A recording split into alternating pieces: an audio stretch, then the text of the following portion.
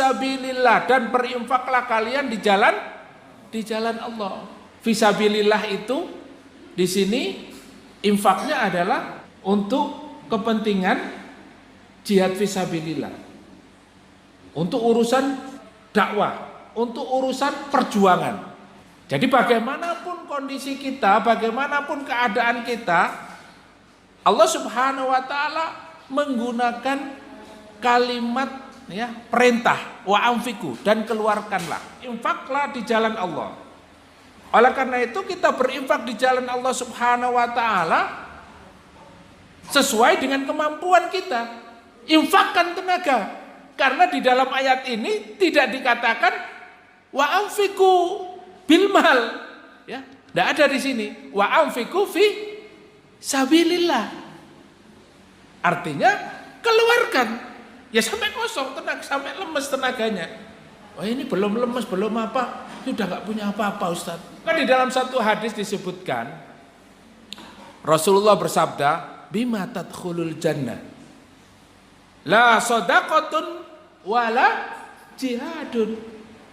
Kata Rasulullah kepada para sahabat, ya, ketika ada seorang sahabat itu izin kepada Rasulullah, dia izinnya untuk mengurusi kebun, ya, izin tidak ikut, ya, berperang, tidak ikut lagi aktivitas bersama Rasulullah dan para sahabat, izinnya ngurusi kebun kurma. Karena lagi panen-panennya, lagi mahal-mahalnya, ya.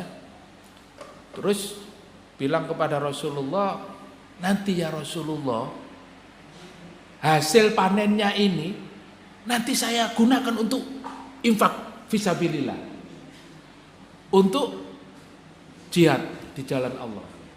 Itu pun ditegur dengan ayat ini, ya, wala tulqu aydiyakum ila tahluka. Disibukkan dengan urusan dunia, urusan dagangnya, urusan kebunnya, urusan, ya, pertaniannya, maka nanti dia akan terlena dengan urusan-urusan dunia itu. Akhirnya apa? Dia lupa. Kalau sudah dagangannya laris, keuntungannya besar, ya, lupa dia tidak infak. Karena apa? Karena dia berpikir keuntungan ini nanti untuk modal lagi, untuk beli barang lagi. Kemudian Rasulullah bersabda, bima tadkhulul jannah la shadaqatun wala jihadun. Bagaimana kalian ini masuk surga sementara la shadaqatun wala jihadun? Kamu tidak bersedekah, tidak berinfak, dan juga tidak jihad. Ini yang kita takutkan.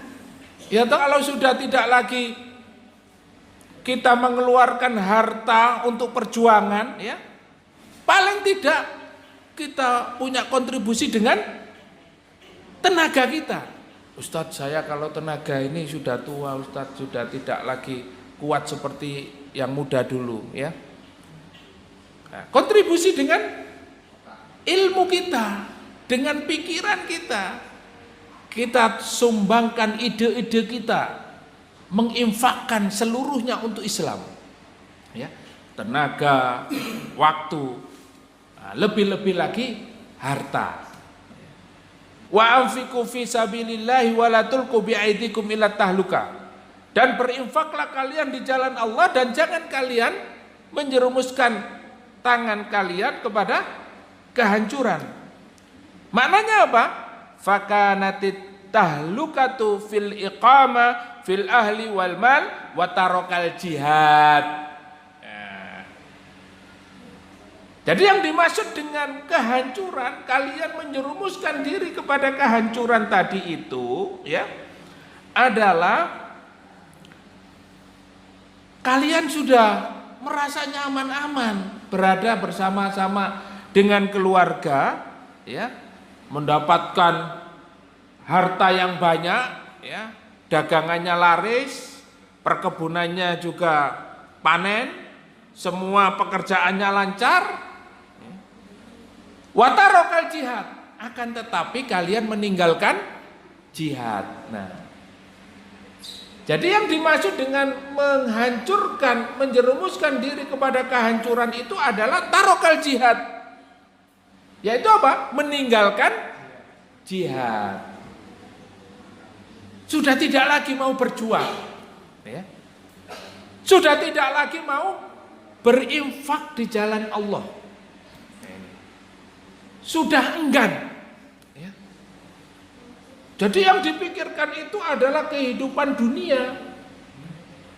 Yang dia namakan perjuangan itu, yaitu yang namanya berjuang itu beras, baju, dan uang.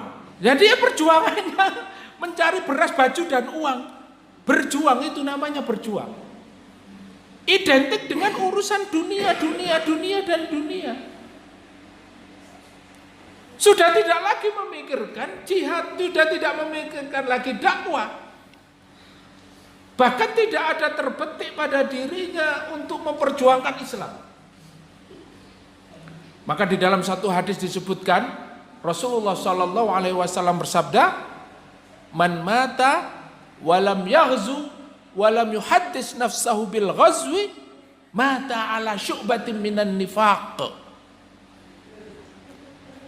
Barang siapa yang meninggal dunia, barang siapa yang mati, kata Rasulullah, walam yaghzu, dan dia tidak pernah berperang, walam yuhaddis nafsahu bil ghazwi, dan tidak pernah terbetik atau ya pada dirinya itu terpikir untuk melaksanakan pertempuran, peperangan, ya, mata ala syu'batin minan nifaq, matinya dalam keadaan ya memiliki apa? Sifat kemunafikan. Seorang muslim itu harus memiliki apa? Semangat jihad, harus memiliki semangat berjuang, bukan beras, baju, dan uang, tapi berjuang untuk Islam, berjuang di jalan Allah. Maka perintah infak di jalan Allah Subhanahu wa taala ini adalah untuk menopang kita. Bagaimana hari ini perjuangan umat Islam ini membutuhkan apa? Dana, membutuhkan tenaga, membutuhkan pikiran kita. Nah, ini harus kita berikan. Kalau umat Islam sudah tidak lagi memiliki semangat untuk berinfak di jalan Allah, sudah tidak semangat lagi untuk memperjuangkan agama Allah, laulal jihad lahalakat din. Seorang ulama mengatakan, seandainya tidak ada jihad, tidak ada umat Islam yang berjihad di jalan Allah, lahalakat din, ya, agama ini akan hilang, akan hancur. Mardiko, ya, kalau tahu Mardiko itu mengatakan begini, di sebuah akademi militer, di situ ada pelajaran, kalau ingin menghancurkan sebuah bangsa, maka ada 3 hal yang harus dilakukan. Yang pertama, mengubah sejarahnya. Yang kedua, menguasai medianya. Yang ketiga, kendalikan agamanya. Wah, ini luar biasa, Pak. Dan ini mungkin kadangkala kita tidak terasa bahwa sejarah Islam itu sudah dirubah sedemikian rupa, bahkan hilang. Ya. Anak-anak kita sudah tidak mengenal lagi Pangeran Diponegoro. Anak-anak kita sudah tidak mengenal lagi Imam Bonjol. Ya. Kalau kita dulu orang-orang, ya, orang tua masih di SD masih belajar sejarah pahlawan Islam, ya, pahlawan nasional, ya. Nah sekarang pahlawan nasionalnya sudah diganti semua, Pak. Ulama-ulama sudah tersingkirkan. Kita sudah tidak mengenal lagi ulama-ulama mujahid yang memperjuangkan negeri ini. Bagaimana menghadapi penjajah. Jadi merubah sejarah ini adalah salah satu strategi musuh. Agar umat Islam tidak lagi peduli terhadap Islam, terhadap sejarahnya. Nah, ini sudah terjadi, Pak. Kadangkala kita sendiri tidak mengenal sejarah Islam, tidak paham sejarah Islam.